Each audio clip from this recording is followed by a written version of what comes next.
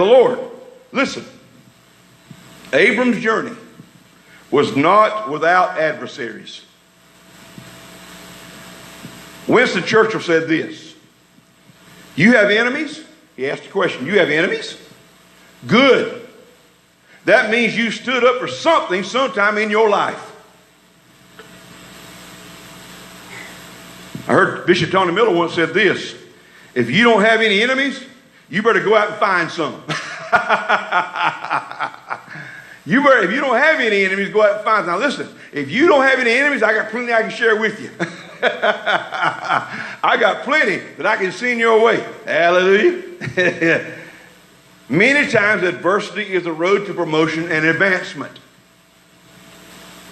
It says the Canaanite was in, meaning the enemies were in the land.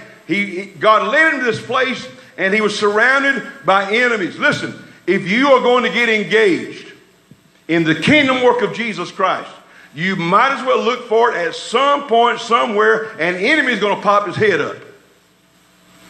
We got too many now, preachers included, that want to appease everyone. They want to make everybody feel comfortable and nice and cushy. And too many preachers that are in pulpits now say, well, you know, you've got to understand diversity of our day. All that word's come to mean now is compromise. And like I've said so many times before, it means tolerate.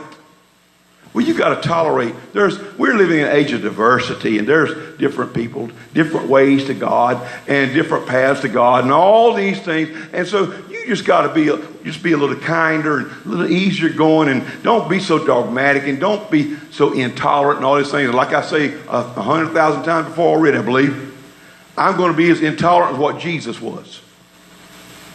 I'm going to be as tolerant as what he was.